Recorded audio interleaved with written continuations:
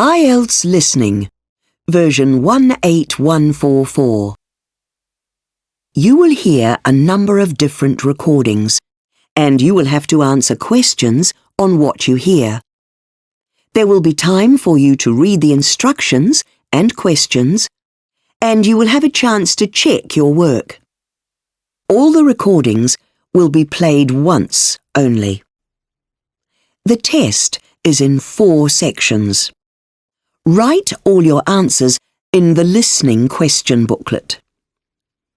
At the end of the test, you will be given 10 minutes to transfer your answers to an answer sheet. Now turn to section 1 on page 2 of your question booklet.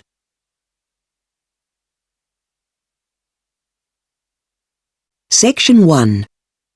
You will hear a woman asking an agent about rented accommodation. First, you have some time to look at questions 1 to 6 on page 2.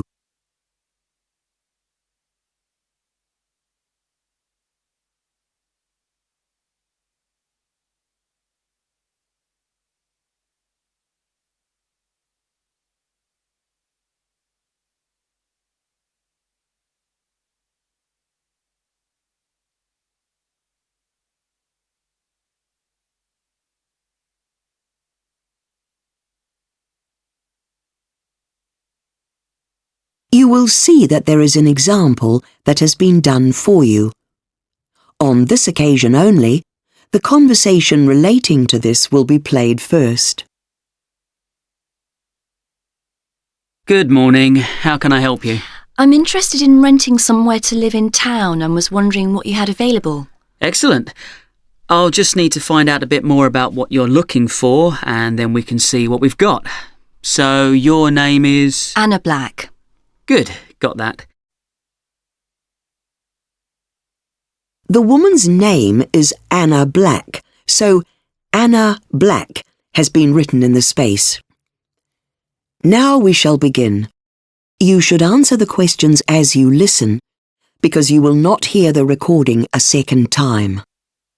Listen carefully and answer questions 1 to 6. Good morning. How can I help you? I'm interested in renting somewhere to live in town and was wondering what you had available. Excellent. I'll just need to find out a bit more about what you're looking for and then we can see what we've got. So your name is? Anna Black. Good, got that. And what sort of accommodation are you looking for, ideally? Well, I don't know if this is going to be possible, but ideally a house. I live in a flat at the moment and I've got really noisy neighbours. That's the reason I want to move. Oh dear. And I'm afraid most of the accommodation for rent in the city centre is flats. Would you be prepared to look elsewhere? There are a lot of nice properties in the southeast. Oh yes, that would be really convenient for me. Quite a few of my friends are there and it would be really close to my work. And there's more chance of finding what you're after there. I take it you'd be looking for a furnished place, would you? Yes, and I know it's not always included, but I'd like to have a washing machine. I hate going to laundrettes, and if I'm a bit further out of the city, it might be a problem to find one. I'll see what I can do. Now, how long would you need the property for, bearing in mind that the minimum is 6 months? 1 year. I don't want to chop and change too often, and that'd give me the chance to see how things work out. And then I could reassess the situation after that. And when would you like to move in? I've got to be out of my present place by the 30th of April. Then I'm going to visit my parents for a couple of weeks, so let's say 15th of May. And what's your current address? I'd better make a note of that for our files, and I'll put that you're there only until the end of April. 56 Stone Street. And is there a phone number I can get you on? Yes.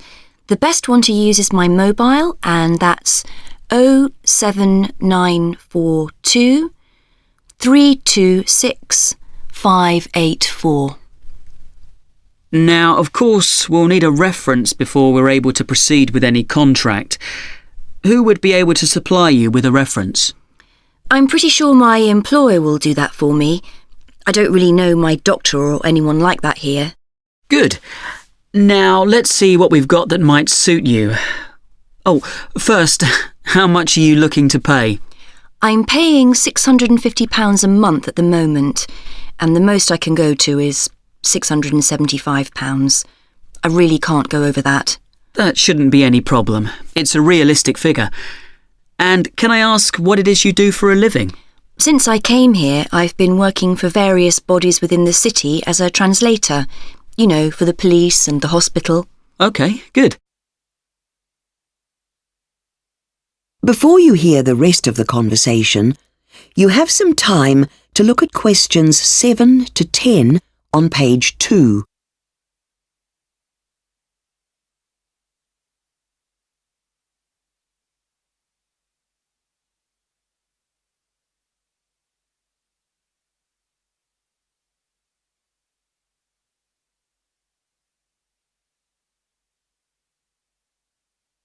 Now listen and answer questions 7 to 10. Now, if we do find something, we'll need to check your ID. So we'll need to see your passport. And, of course, to do the credit check, we'll need to see a bank statement in order to complete all the paperwork. No problem. I can bring those in tomorrow. Good. Now, we've got a small house to rent that I think might be just what you're looking for. 33 Ainsworth Street. That's AINSWORTH Street. Here are the details. This looks great. Right size, right price? Well, I could arrange for you to view it on Saturday around 4 p.m. if that's convenient. Sounds good. I can't see any mention of a telephone in the details, though. I'd need that. I'll look into that, and I can double-check when we're at the property. And, sorry, there's another thing. Do you happen to know if there's a bus stop reasonably close to the house, so that I can get around easily? Again, if I can't find out before Saturday, I'll check it out when we're there. OK. So I'll drop by tomorrow with those papers you need, and then see you at the property Saturday at 4 p.m. Excellent. That is the end of section 1. You now have half a minute to check your answers.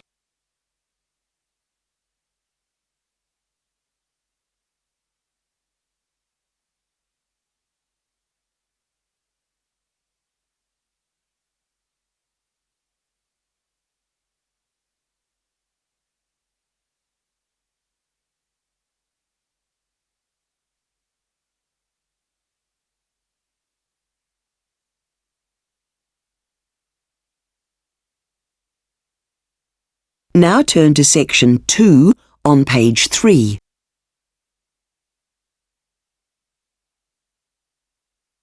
Section 2. You will hear a company manager talking to staff about procedures to follow if a fire breaks out at work. First, you have some time to look at questions 11 to 14 on page 3.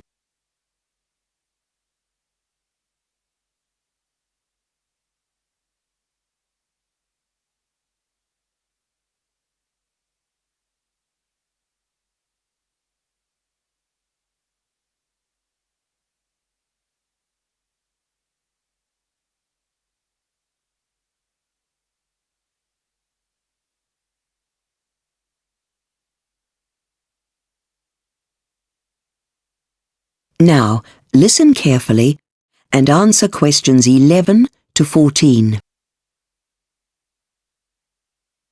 Hello, and thanks to everyone for being on time.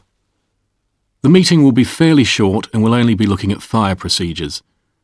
I had a similar meeting with the senior fire officers earlier today, but you're all here because you've volunteered to act as fire wardens for your own particular department, and for some of you, this will be your first time in the role.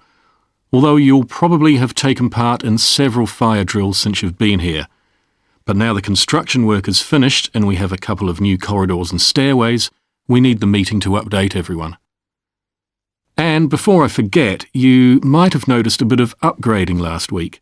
The handheld fire extinguishers, the standard ones on the wall, The report says they're all working well, as is the overhead sprinkler system. But the old alarm system has been replaced and should be a lot more reliable. Anyway, as fire wardens, you have a number of responsibilities.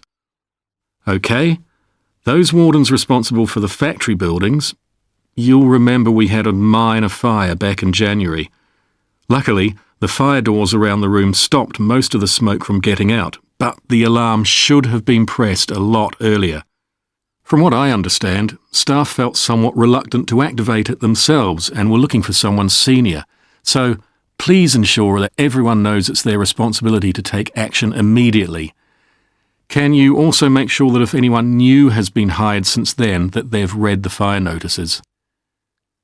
And wardens for office departments, you'll also have to have a word with your staff.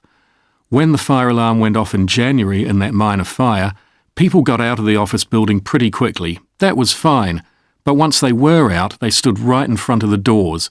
So if the fire crews had needed to access the offices, they would have been prevented. Good to see that everyone had left their bags and stuff behind, though. Before you hear the rest of the talk, you have some time to look at questions 15 to 20 on page 4.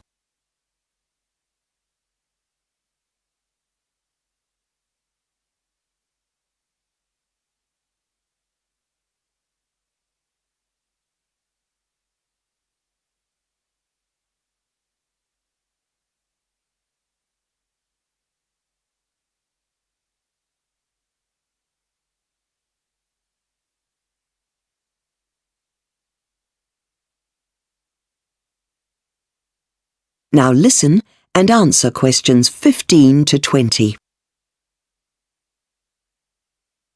OK, next on the agenda. There's a few aspects of fire safety that we need to go through with all you wardens. Firstly, we want to make sure that when we have the next fire drill, there's nothing blocking the way in the escape routes. No obstacles, I mean. So please have a look at that as soon as possible. We want to be able to get outside very quickly. One thing that should definitely be on your to-do list is making sure no one's locked the fire doors and that it's easy enough to get through them. Now, you might remember that last year we had a fire officer come and visit and show us what to do if we see a colleague starting to suffer from the effects of smoke inhalation. Well, the same officer's coming back to lead another session. Another issue is how to handle the fire extinguishers. Someone from the local fire department is booked in to teach people how to do that. I think it would be a good idea if fire wardens and department staff attended those sessions. Let's see, what else is on the list? Oh yes, the evacuation points. The green area behind the main car park, the pavement on Hunter Street, and the unused area behind the factory car park. Fire wardens need to make sure all staff are familiar with these locations for evacuation, so please send out emails directly after the meeting. And the last point is to do with flammable liquids. I believe there have been a few concerns about where they were being stored in the warehouse, but that's been resolved now. However, if anyone has anything else to report, do let me know. That is the end of section 2. You now have half a minute to check your answers.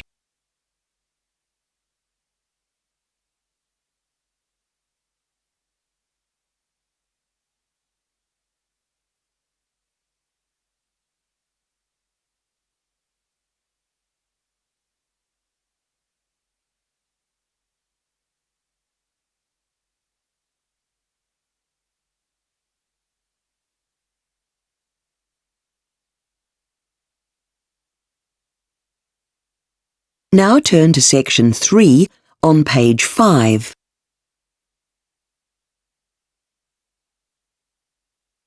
Section 3.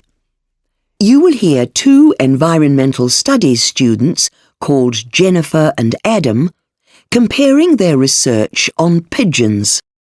First, you have some time to look at questions 21 to 25 on page 5.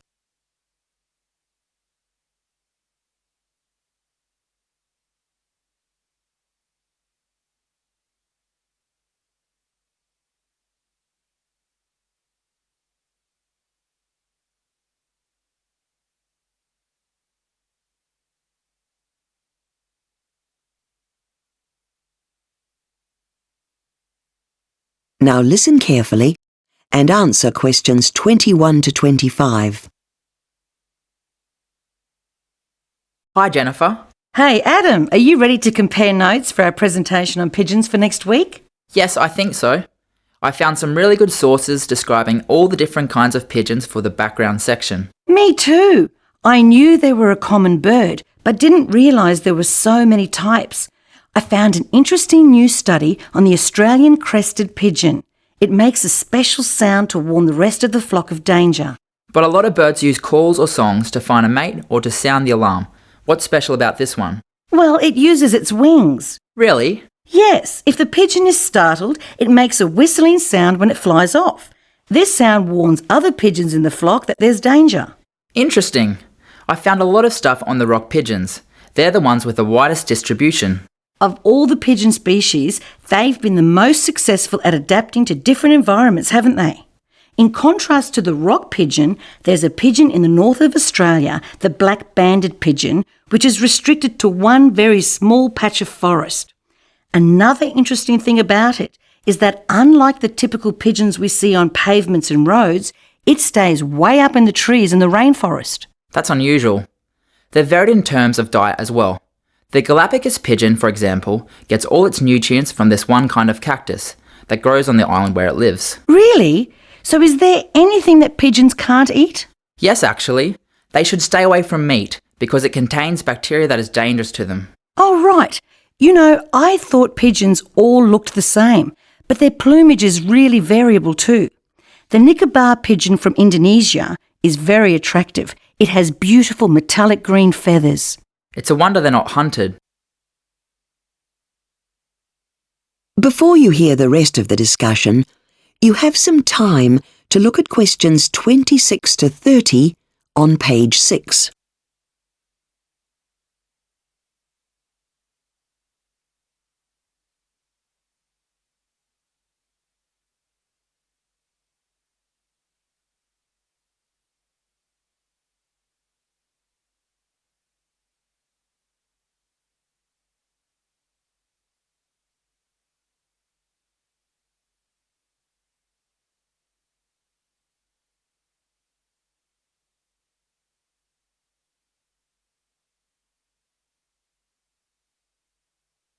Now listen and answer questions 26 to 30.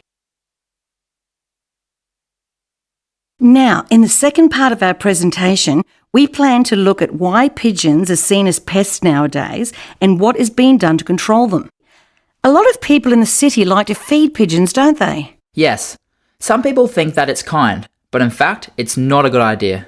I suppose human food isn't very healthy for birds, especially fast food. Actually, because the pigeons don't have to spend time looking for food, they have more time to mate and reproduce. And so it results in population explosion. I see. So the city becomes absolutely overrun by pigeons. That's bad for the city and for the pigeons. Now, I read that here in Melbourne, we have a pigeon problem in the centre of the city, and the City Council is trying to deal with it. Yes, they've built some special nesting places in one of the parks in the city centre. They're designed to house the pigeons so they stop creating nests on buildings. But isn't that just changing the location of the problem? Well, that's just the first step. In the second stage of the council scheme, they exchange the pigeon eggs for dummy eggs. It's like a form of birth control. A very elaborate one. Someone would have to go in and replace those eggs by hand. Well, yes. The program does work as a means of controlling the population, but the financial burden on the taxpayer is quite high. Yes, I imagine it would be. The most successful pigeon control program in recent times was in Basel in Switzerland. And what did they do? Well, the City Council found that teaching the public about the negative effects of feeding pigeons was more effective than trapping the pigeons, or providing alternative nesting sites for them. These were both methods they'd tried previously. Really? We'll have to include that finding. Do you think we've got enough for our presentation, or should we do more research? Well, I was thinking that we should also make it clear to the audience why pigeons in cities are undesirable. Yes, we haven't really done that yet. Right.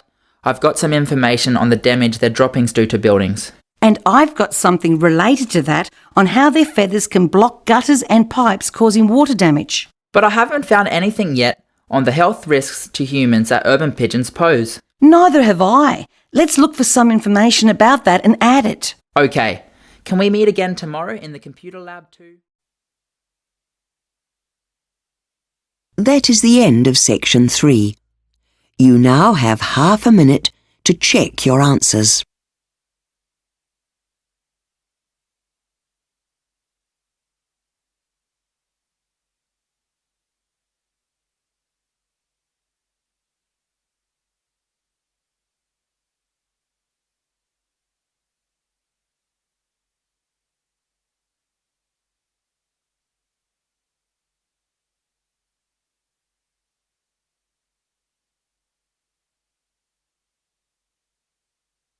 Now turn to section 4 on page 7.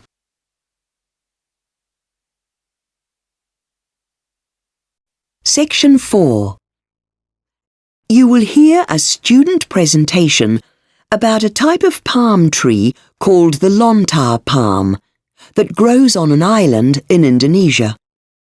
First, you have some time to look at questions 31 to 40 on page 7.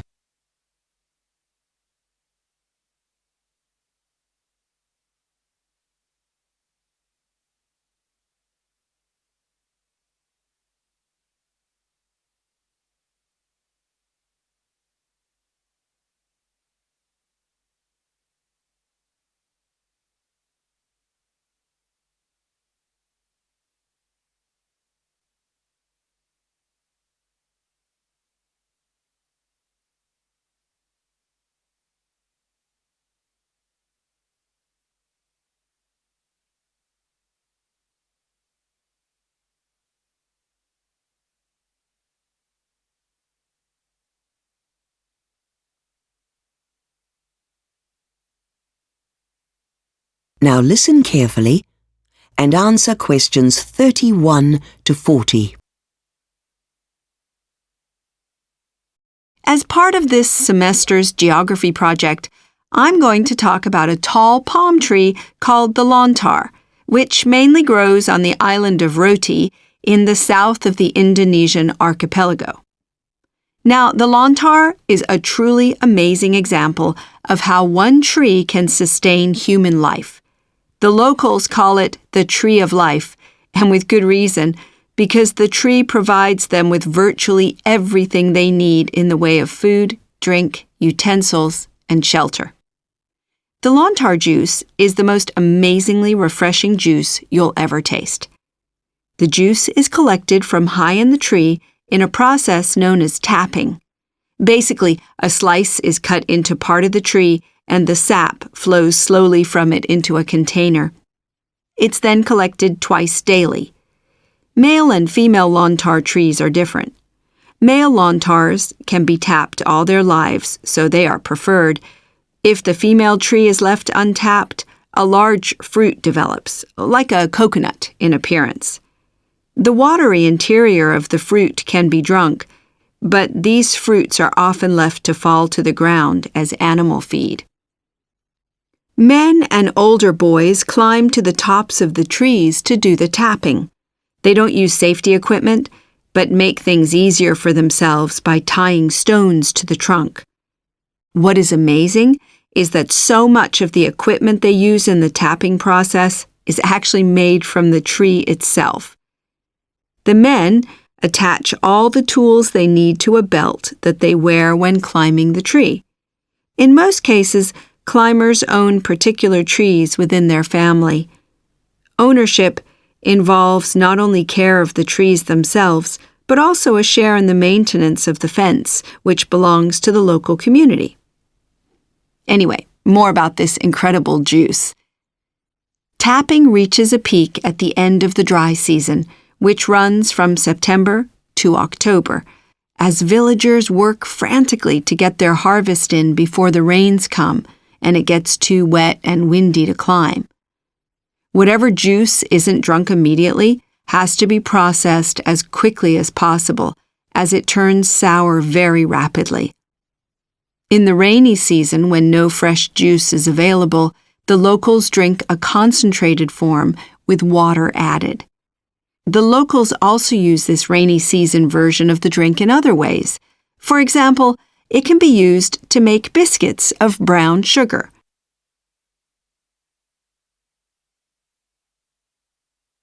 But the lontar palm supplies much more than sustenance for the Rotenese.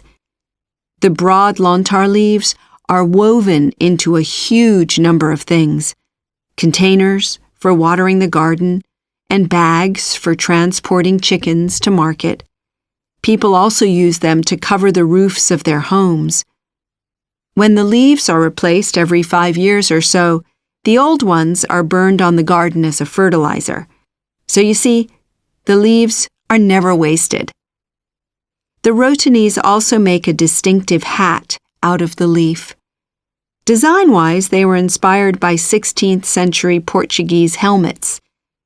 There are many for different occasions, ranging from simple ones for everyday use to larger and more elaborate hats used for a celebration, which are painted in bright colors. The lontar leaf even provides the Rotenese people with a unique musical instrument known as the susando. The leaf is made into a sounding board and has strings attached, which are plucked in the manner of a harp, and the sound produced is also similar. But even that isn't all. The stalks of the lontar leaves can also be used. They are really strong and grow up to 1.5 meters long, and local people produce ropes from them. Even when a lontar tree becomes old and unproductive and no longer can be used for tapping, the whole tree is cut down and the thick trunk is utilized for building houses. Their immense strength means that they are highly valued for this purpose. Now, one thing I haven't spoken about is... That is the end of section 4. You now have half a minute to check your answers.